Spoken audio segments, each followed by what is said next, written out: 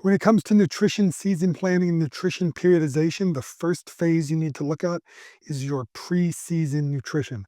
So if you haven't watched my video on nutrition periodization overall, make sure you go watch that video first. I am not fancy enough to put that link anywhere, so just head over to my page and just search periodization. That'll come right up.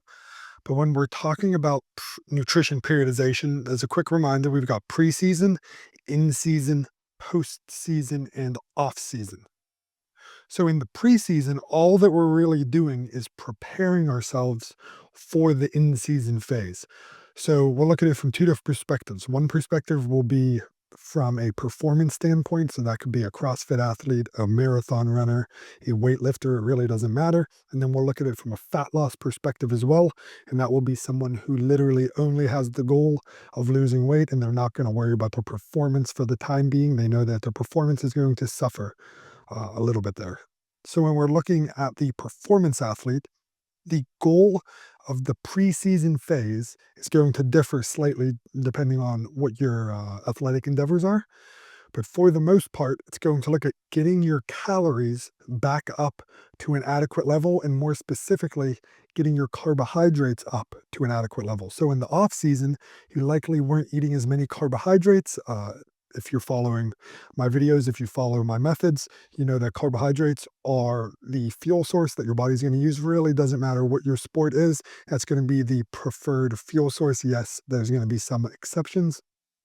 So that being said, in the preseason, you're going to start to transition from that higher fat that you might have had in the off season, again, goal dependent, into that higher carbohydrate.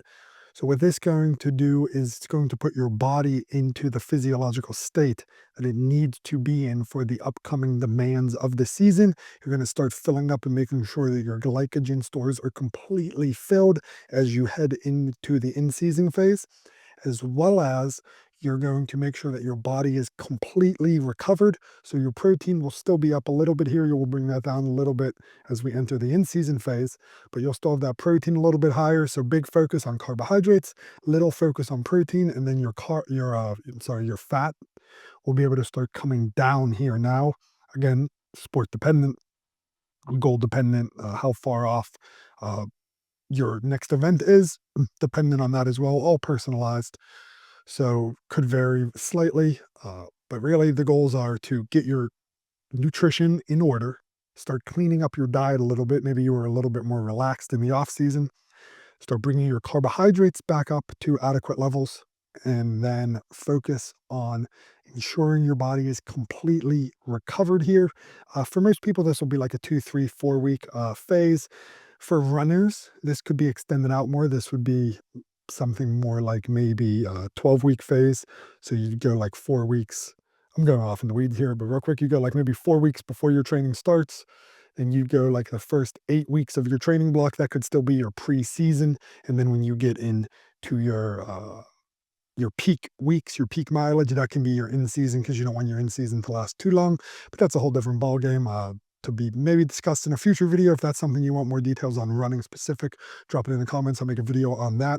Quickly transitioning now to the fat loss focus. So this actually could even be an off-season focus, depending on what your goals are, depending on what your sport is.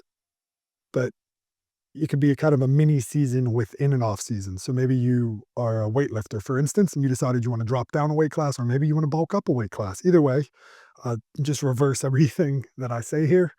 But essentially, you could have your off season, say you take 20 weeks, I'm just making this up, and you have a little mini season in that 20-week off season to either hit that weight loss goal or that weight gain goal. So what this is going to look like for a fat loss perspective, and again, like I said, just literally reverse all of this if you're looking to put on some weight. From a fat loss perspective, what you're going to do here is focus on ensuring again that your calories are high enough, because if your overall calories are too low, you're not going to have anything to take away from. So let's say you're going into even just an 8-week diet. If you're going into an 8-week diet, and I'm making up a number here, your calories are at 2,000. Well, where are you going to be able to go from there? So say maintenance is 2,000, and then you're going to cut down to 1,700. Okay, well, that was cut number one. Then you cut down again, you're at maybe 1,450. Okay. Now where are we going here? We're running out of real estate very quickly for how to make our cuts here. So make sure your calories are at an adequate level before you start. And make sure your protein isn't too high. So really your protein at the start of a diet phase when you're eating at maintenance should be right at about 0.8 grams per pound of body weight. That's been proven time and time again. If you're looking for more scientific stuff, go check out Lane Norton, but that's been proven that really you need 1 pound of 1 gram of protein per pound of lean body mass. That's why, just generically speaking, you just say zero point 0.8 grams per pound of body weight. And the reason I'm saying to do that at the start of your diet phase is so that when you go up, rather, while you go down, as you progress along in your diet phase and you drop your calories lower and lower and lower, you want to be able to bring your protein up to make sure that you're sparing your muscles as you go.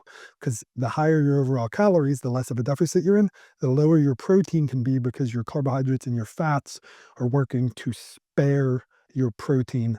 So, I'm sorry, to spare your muscle so they're protein sparing, and therefore you don't need as high protein. And then the other thing that you're looking at in a fat loss phase is to mentally prepare yourself. Make sure you're in a good mental state. Again, that's not really nutrition focused, but that's the two things: making sure your calories are at a adequate level, and making sure that you are mentally ready to undertake this fat loss goal, because you want to really be focused as you go into this, because you want to get into this fat loss phase and then you want to get the hell out of the fat loss phase. You don't want to sit here in this fat loss phase forever. So stay tuned for upcoming videos in this series. I don't know if it'll be the next video on my channel, but make sure you like, subscribe, and follow along for the next video, which will be on in-season nutrition. Probably will be a little bit of a long video. This is one of my longer videos, so stay tuned for that.